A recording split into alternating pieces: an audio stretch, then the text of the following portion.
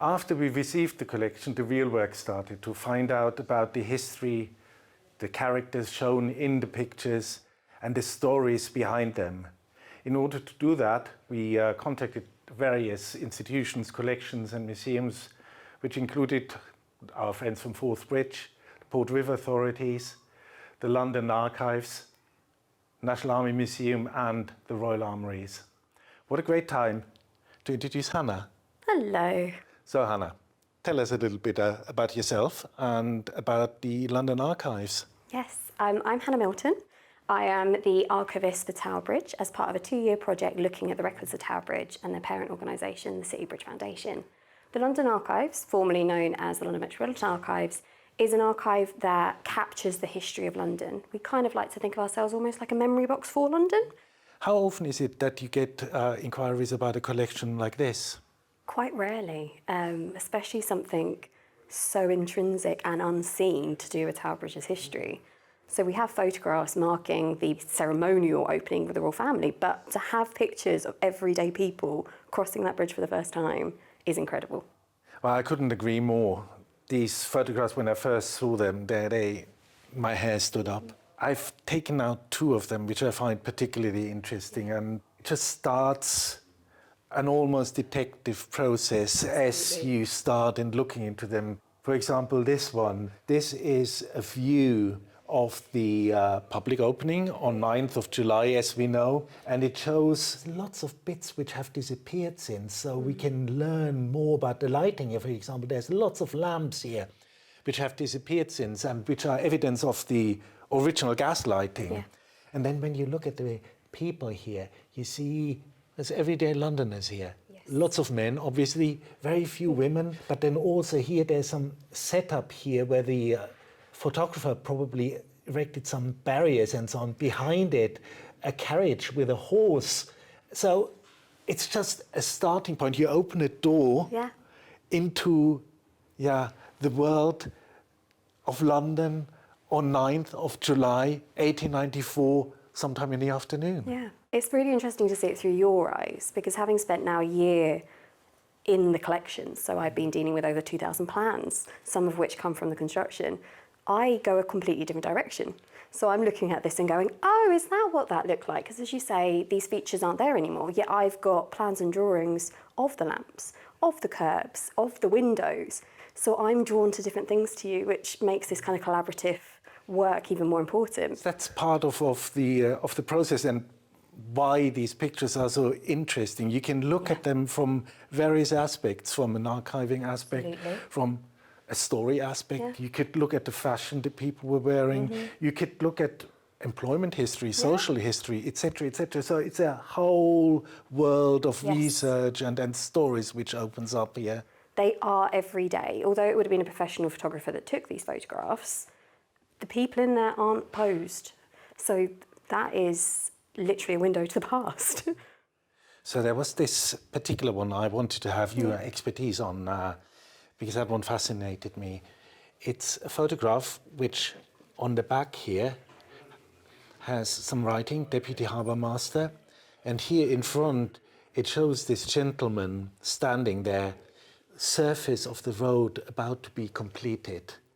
And I think you were exactly the right person to talk to about this Deputy Harbour Master. Yeah, so one of my favourite things about being an archivist is the detective-like nature of it, about how archives are the puzzle pieces that come together to kind of illuminate history. And this one was particularly exciting for me because I didn't have a clue what you were talking about from the beginning. I was starting from scratch. I didn't know there were harbour masters. So I was able to put all together all my different resources online and the archives to kind of find out who this man is. Can you tell us a little bit more about the man shown on this photograph? Yes, so this gentleman is Staff Commander John Fitzgerald. He is the Deputy Harbour Master stationed at Charlton, later Woolwich, and his job is to look after that section of the river. So my first stop was to go online and do a basic Google search. And it sounds very basic, but you can find results because there are so many fantastic historians and public historians out there who have written about this. Where I stumbled across the Science Museum, wrote a whole article on the Thames Conservatory, and that told me where to go next. I am very fortunate to work in an archive where we have a library of materials. So what I did next is I went to the physical directory, and that actually highlighted something that didn't come up in the search. So in front of me I have the Post Office directory from 1894, the year we suspect this photograph is from, it has to be from. And if you have a look down here, we've got the conservators of the River Thames. It lists all the official positions, and then right down here, what does it say? Charlton, Staff Commander John Fitzgerald, RN. So the RN tells us that he's in the Royal Navy. I just love this, the historic research, the detective work almost which goes into it, and you found out some more about him. So I am naturally quite nosy. That's why I became an archivist, because it is more justifiable to be nosy in the past than it is in the present. So I went and researched him a bit more. So I started with the census, where I found him in 1881 as harbour master, living with his wife, stepson and daughter. And then I worked backwards, and up came his obituary. And in his obituary was listed all his achievements, including fighting pirates in Hong Kong, of which he was commended, which does show the journey from harbour master in London all the way to Hong Kong and fighting pirates. Sounds like a glorious life. These pictures are door Yes. into very many different aspects of the bridge, but also private lives. And they put a face to that name. Up until this point, I Googled his name, didn't anything come up. On Ancestry and Find My Past, nothing. So to actually have a face to someone I now know quite a lot about is spectacular. It's not something I come across every day with someone who is everyday. Yes, he was an official, but he wasn't royal family. He wasn't an MP. He was a man doing his job, and he'd worked his way up from doing that. He'd started, from what I understand, in the Navy as a boy in Ireland, and worked his way up to becoming staff commander, and then finally becoming harbour master. I love the written word, and I love the emotion that comes across, but photographs give that final puzzle piece to say, this is who that person was. It brings it to life. Like Patrick did with his siblings and handing the collection over to Tower Bridge. We are obviously keen on receiving more of these boxes which are hiding somewhere under a bed or in an attic, and discovering more about these. There is many other histories hidden behind these photographs, not just stories about Tower Bridge, but also stories about London, and we are really keen. Yeah, Tower Bridge is a brilliant gateway into the history of London. It stood witness to London, so to use it as an impetus to bring out these stories is commendable. Well, thank you, Hannah, to help us uncovering some of these stories, and the search goes on and the research goes on. Thank you. We're here at the Royal Armouries at Tower of London, and I'm meeting with Emma Mawdsley, Senior Keeper and Keeper of the Tower Armouries. Emma, tell us about your job. And I understand it goes back many, many centuries. Part of it does, yes. So as Senior Keeper, I manage the curatorial team across the Royal Armouries' 3 sites in Leeds, Tower of London and Fort Nelson. But the part of it that is Keeper of Tower Armouries goes back till 1423. So, Emma, is there a particular link between Tower Bridge and the army and military presence at the tower? Well, there's always been a military presence in the area, so it's very much a link. We are, Tower Bridge is next to the Tower of London. We have gun salutes, we have ceremonial duties here, and royal coronations. This site played a role in that. So there's always been pageantry here, and that does link across to the tower. So it would be natural that there would be a relationship between the soldiers garrisoned here, the regiment stationed here, and our neighbours with Tower Bridge. Well, a very significant element of that and an event was 1894, the big ceremonial opening of Tower Bridge on 30th of June 1894. And that's why we came to you for some advice on some of the troops and some of the units which were involved and we know were involved, and also the photographs which we discovered which show some of these units. So there are so many regiments that have long historic associations with the tower, and alongside that, now have associations with Tower Bridge. I contacted you in particular about two photographs which show two of these units in action during the 30th of June.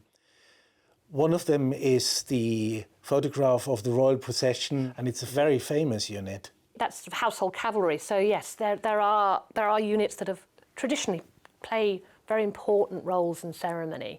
Many regiments do, but that's certainly one of them. So it was interesting to see that photograph and to be able to identify it. It's always difficult when you have photographs that are black and white. It is harder to identify exactly what's in the image, and also when they're quite so small.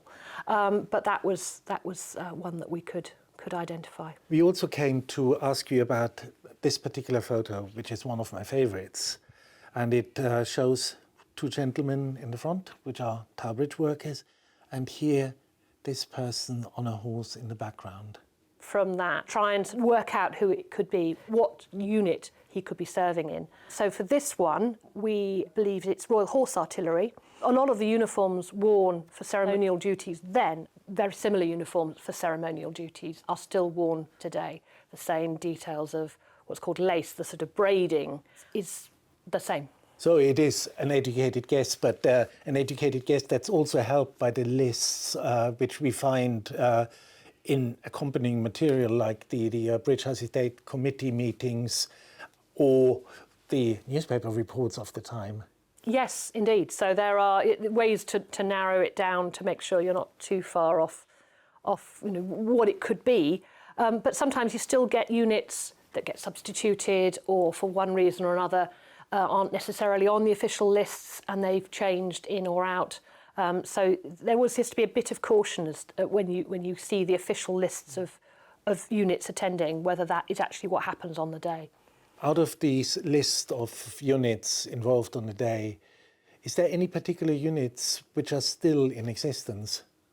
Very specifically, the Honourable Artillery Company. So we have gun salutes out on the wharf outside the Tower, which I'm sure you hear on Tower Bridge, for royal birthdays, for coronations, really important, significant events. It's one of those units that has a really important role in our pageantry here at the Tower. So it was a very, very colourful event on that Saturday morning. If you were to compare it to an event nowadays, today, in the present, what would you compare it to? Really, that volume of soldiers and the Royal Navy, you wouldn't really see at an opening of a civic building or something like a bridge today, but you would at a coronation or at a royal wedding. So it's still part of our sort of national identity, but more for state events rather than to the unveiling of a building. Well, it's interesting that the status Tower Bridge was allocated at the time, and then the importance, obviously, linked to the opening of our bridge.